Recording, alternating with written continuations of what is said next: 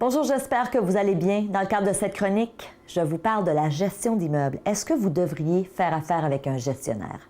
Alors, je me présente, je suis Stéphanie Milot, investisseur immobilier et fondatrice du programme Immo Réussite, un programme en ligne dans lequel on vous enseigne de A à Z comment devenir un super investisseur immobilier. Et aujourd'hui, je parle de la gestion d'immeubles parce que, honnêtement, pour moi, dans ma carrière d'investisseur immobilier, ça a été vraiment un élément, un point tournant qui a fait en sorte qu'à partir du moment où j'ai donné mes immeubles en gestion, donc où j'ai arrêté moi-même de m'en occuper, donc c'est quoi un gestionnaire d'immeubles? Je pense que c'est important d'en parler, c'est une personne qui va s'occuper de vos immeubles, donc qui va s'occuper de louer vos appartements, qui va s'occuper de la gestion entre les locataires, qui va prendre les appels des locataires, si des fois il y a des rénovations, de l'entretien, c'est eux qui vont percevoir les loyers, c'est eux qui vont faire l'administration, la comptabilité. Alors, vous allez voir, il y a différents types de gestionnaires. Il y a des gestions complètes. Moi, aujourd'hui, mes immeubles sont donnés en gestion complète. Oups, mon document est tombé par terre.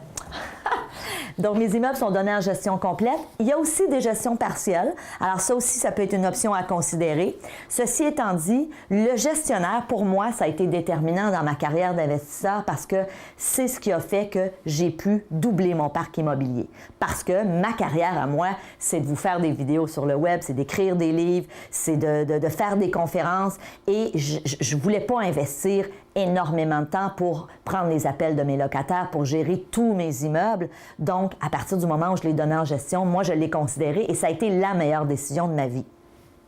Ce qu'il faut savoir quand on parle de compagnie de gestion, que vous soyez ici au Canada, que vous soyez du côté de l'Europe ou ailleurs dans la francophonie, il faut savoir que des gestionnaires d'immeubles, il y en a partout. C'est très populaire ici, c'est très populaire aussi du côté de l'Europe. Je pense que même ça l'est plus du côté des Européens de donner ces immeubles en gestion. Et pour moi, c'est clair que c'est une bonne décision. Ceci étant dit, je vous donne des points importants quand vient le temps de choisir un gestionnaire d'immeuble. Ça, là, c'est vraiment le nerf de la guerre. Premièrement, demandez toujours des références. Moi, il y a plusieurs années, quand j'ai été confrontée à changer de gestionnaire parce que mon gestionnaire de l'époque décidait de prendre sa retraite à mon grand désarroi, j'ai rencontré plusieurs compagnies de gestion.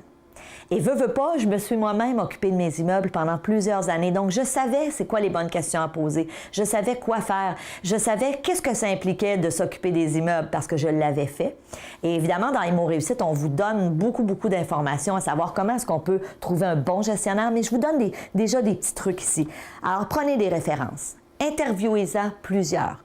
OK? Alors, 2, 3, 4 et faites-vous une liste de questions que vous allez leur poser. Évidemment, première question, c'est quoi le pourcentage ou le prix que vous me chargez? Donc, ça se magasine un gestionnaire. Souvent, ici au Canada, on va parler de 5 ou 6 des revenus alors qu'on va vous charger. Donc, si on prend un exemple clair, si vous avez un immeuble qui génère 100 000 de revenus par année, le gestionnaire va vous charger 5 ou 6 des revenus.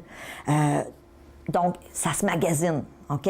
Mais on ne magasine pas juste un prix. On magasine aussi une compétence. Parce qu'un bon gestionnaire, c'est quelqu'un qui va louer vos appartements rapidement. C'est quelqu'un qui va bien s'occuper de vos locataires, qui va répondre rapidement quand un locataire va avoir besoin d'une réparation. Parce que, dites-vous une chose, si les locataires appellent le gestionnaire et que ça prend une semaine avant d'être répondu, croyez-moi, ça va faire de l'insatisfaction. Puis qu'est-ce qui va arriver? Ils vont s'en aller. Et vous ne voulez pas ça. Vous ne voulez pas avoir une grosse rotation au niveau des locataires. Si vous avez fait la gestion au départ, un peu comme moi je l'ai fait, c'est sûr que vous êtes en mesure de voir, OK, est-ce qu'il fait un bon travail? Et le meilleur conseil que je peux vous donner, c'est superviser votre gestionnaire.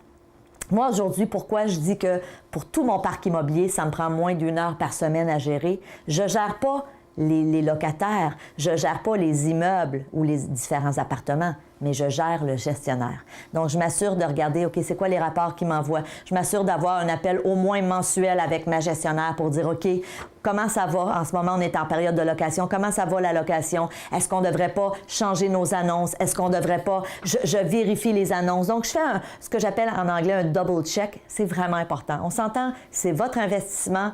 Si vous avez un bon gestionnaire, souvent, on se dit, OK, je peux faire confiance, puis c'est correct, c'est important de faire confiance. Moi, mes gestionnaires m'ont déjà dit, Stéphanie, tu pourrais partir pendant 1 an en vacances ou faire le tour du monde et on s'occuperait de tes immeubles. Et je le sais que c'est vrai parce que ça fait aujourd'hui des années qu'ils s'occupent de mes immeubles. Mais c'est quand même important de regarder quand même le travail des gestionnaires, de regarder les chiffres qu'on vous fournit. C'est super important. Alors, évidemment, est-ce que vous décidez de considérer ou non la gestion? Ça vous revient, cette décision-là. Peut-être que vous déciderez au départ de gérer vous-même vos immeubles pour en apprendre un petit peu sur la gestion et éventuellement de le donner si vous grossissez votre parc immobilier. Je pense que ça peut être aussi une super belle option. Alors, si vous voulez en savoir plus en immobilier, ma mission, c'est de devenir la référence féminine en immobilier dans toute la francophonie. C'est gros, ça. Alors, j'ai réalisé une série de vidéos gratuites dans laquelle je vous partage plein d'autres stratégies en immobilier et c'est gratuit. Donc, je vous invite à simplement entrer votre adresse email. Vous cliquez ici, vous entrez votre adresse email et automatiquement, vous allez recevoir cette série de vidéos gratuitement. Eh oui, je suis fine de même, moi. Alors, je vous dis merci d'être là, merci de votre confiance. On se voit dans une prochaine chronique. Salut!